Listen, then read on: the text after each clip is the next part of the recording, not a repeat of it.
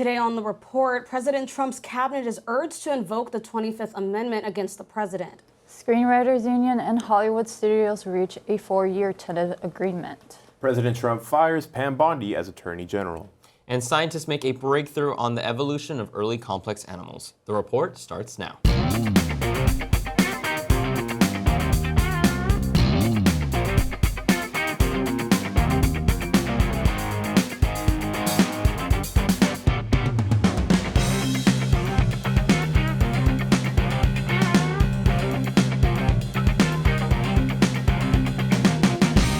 Welcome back to The Report. I'm Chrissy Washington. I'm Joseph Fausto. I'm Sergio Gonzalez. And I'm Geraldine Martinez. Stay in the loop and get updated on campus news by following us on Titan TV's Instagram and TikTok account at Titan TV CSUF.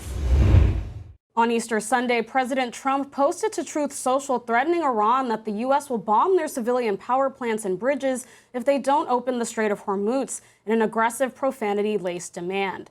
Trump's post was seen by some as a direct threat, raising serious constitutional concerns of a war crime and prompting some lawmakers to urge his cabinet to consider invoking the 25th Amendment.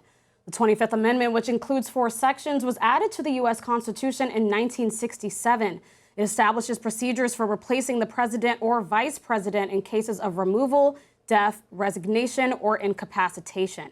Democratic Senator of Connecticut Chris Murphy acknowledges on Truth Social that even detonating Iran's power plants and bridges will kill thousands of innocent people who not only work there but travel through.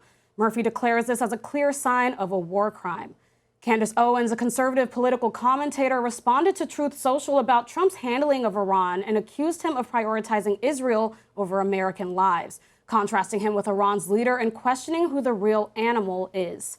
As of now, the U.S. and Iran agreed to a 2-week ceasefire, allowing an ease in traffic through the Strait of Hormuz. However, both countries have been accusing each other of violating the ceasefire. So, guys, this whole situation with Iran's been kind of brewing and happening for a while. How do you guys feel about what Trump posted? I know we kind of all woke up and was like, it was a very long rant. It was really crazy. So how do you guys feel about it? I think I view it as somewhat of another act of kind of just what he's been up to in the first place, of just the overall unprofessionalism. The fact that he's lacing profanity even in his own words is ridiculous.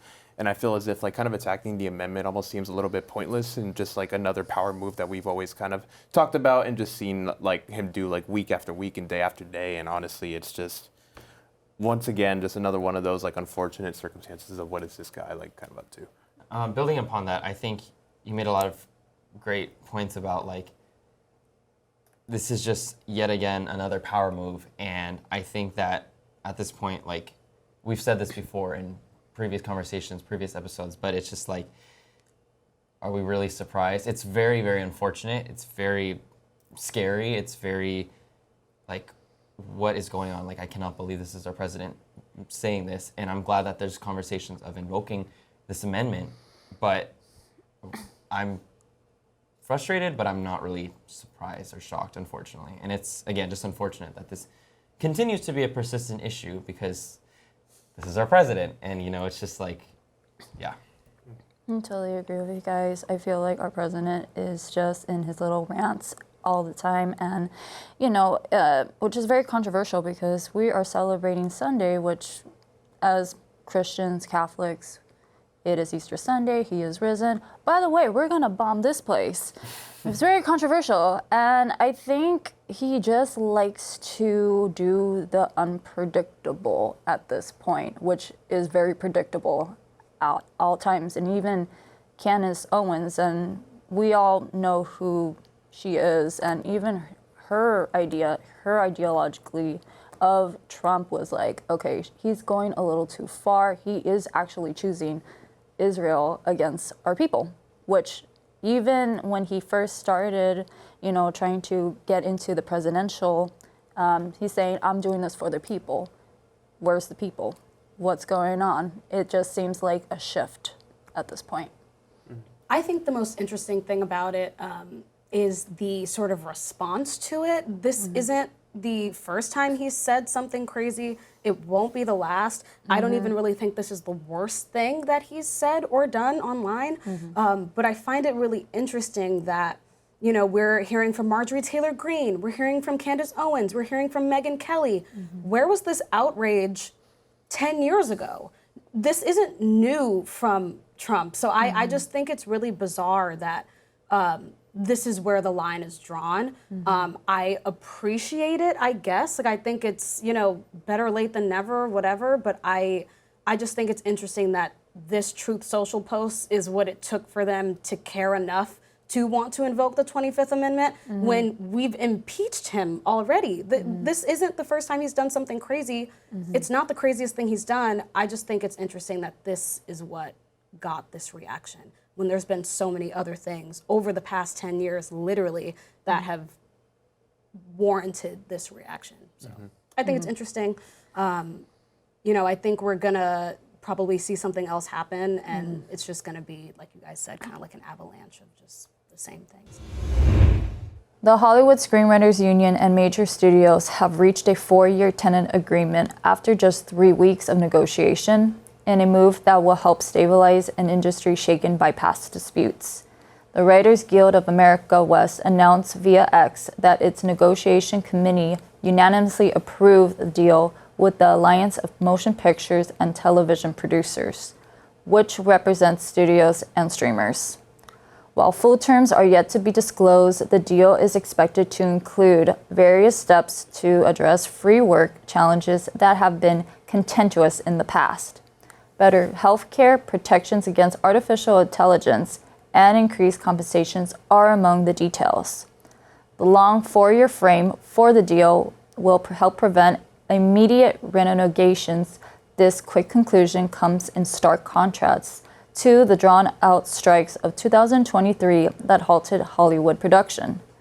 Before taking effect, the agreement must be approved by the Guild's board and ratified by members, with both sides hoping this conclusion keeps writing rooms busy and prevent future conflict in Hollywood. I mean, this has been a continuous battle between union and Hollywood since 2020, since COVID. It's really nice to see that it is kind of getting forward with their contracts and everything. How do you guys feel about this new change? Will it be better, or is it like still a process going on? Because I know that it did say like within 3 weeks. Do you think that's a little bit too fast for them to be, all right, we have already what it takes? What are your guys' thoughts?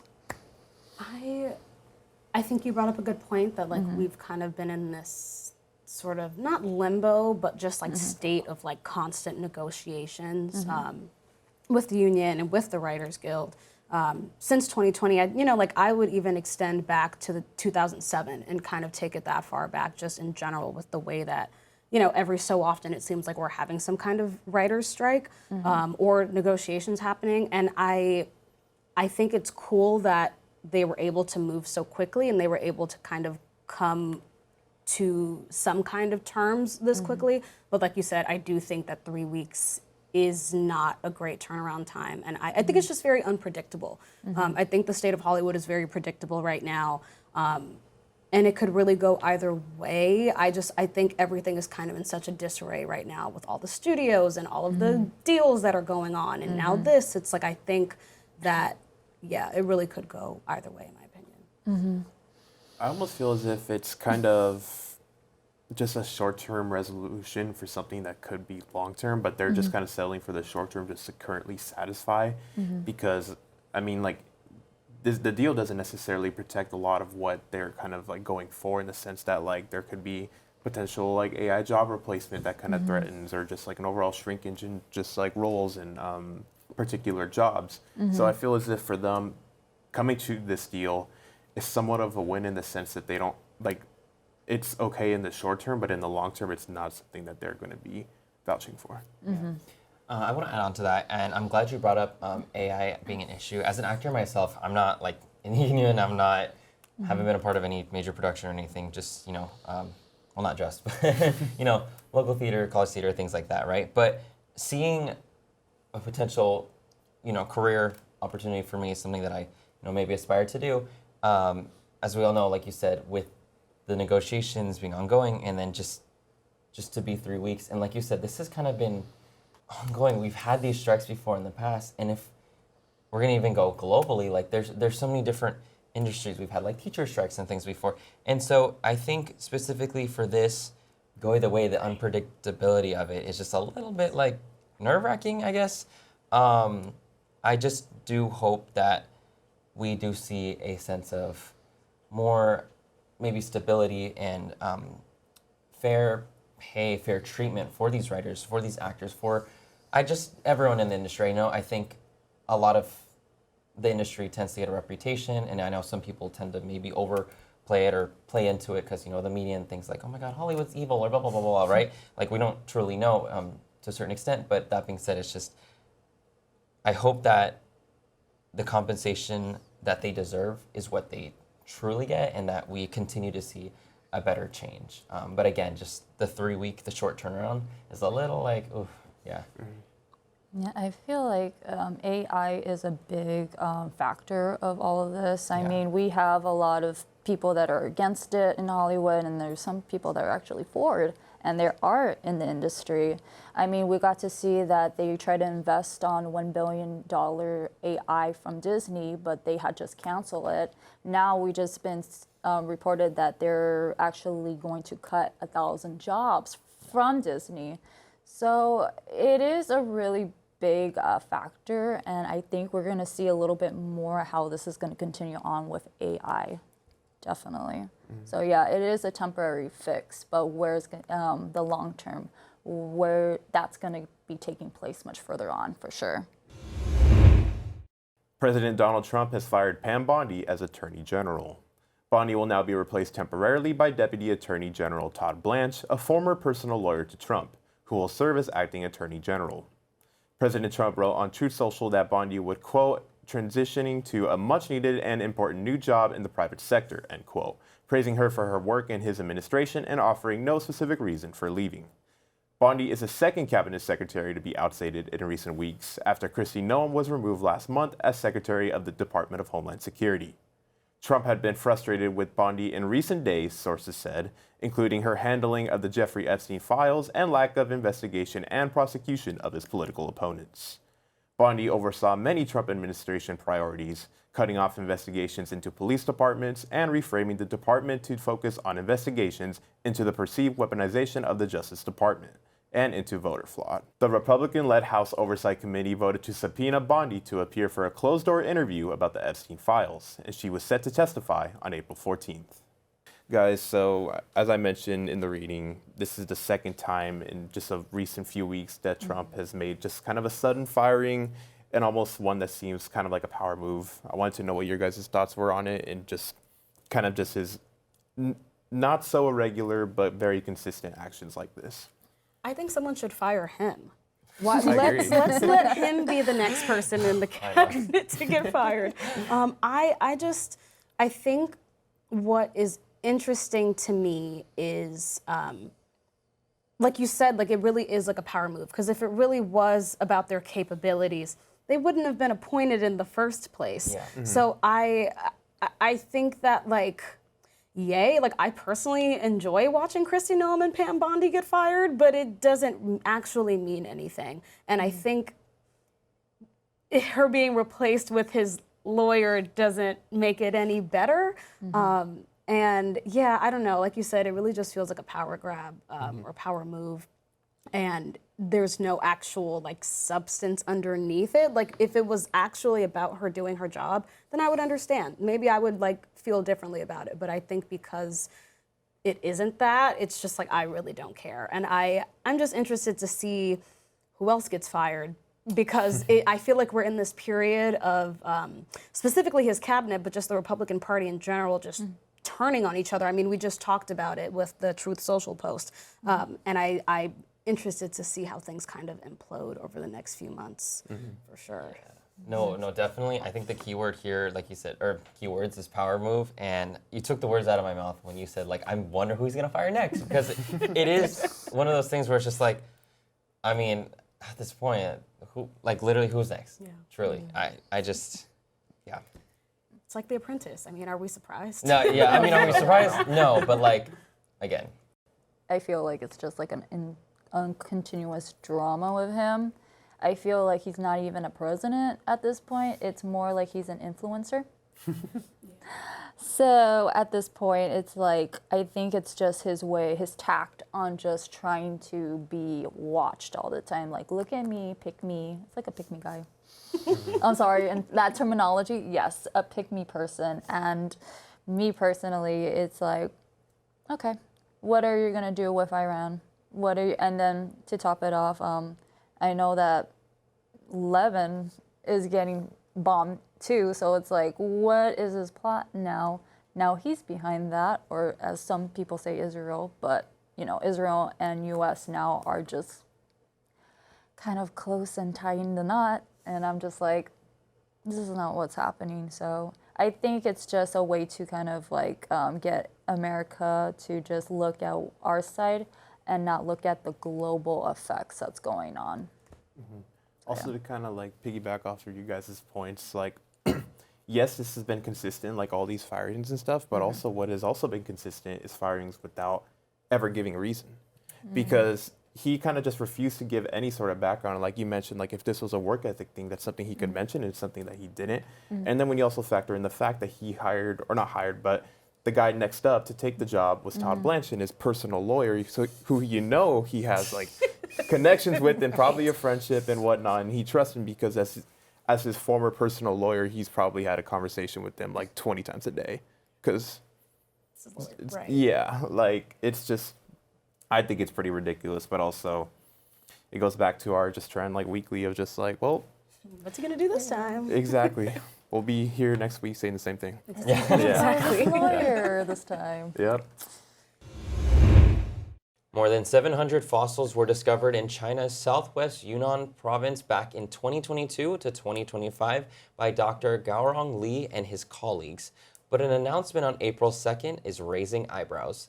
The complex animal remains resembling clarinet and sausage shapes and were revealed to have lived millions of years earlier than researchers originally believed.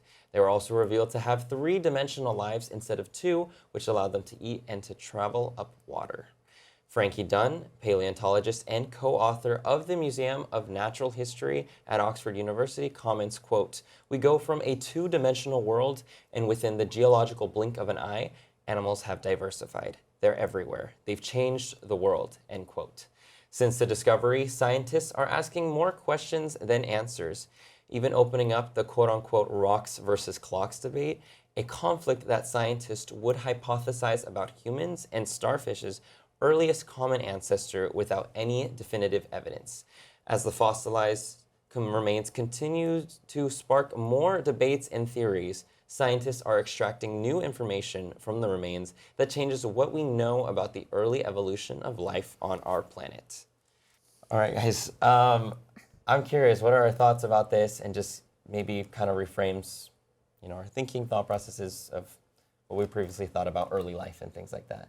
Because I know for me, this is definitely an interesting story. I really appreciated learning about, I still do, of course, but like when I was younger, I kind of had a, fixation on history and things like that. And so I think learning about early life and animals is always just so interesting, evolution, things like that. Yeah, one thing, kind of like to go back off of your point, I feel like I had somewhat of a fixation on just fossils, and even like seeing that in person and like with the museums and stuff, like I feel like that's really cool just to imagine that like what was here like millions, if not like just forever ago, and essentially is something that we can just maintain today.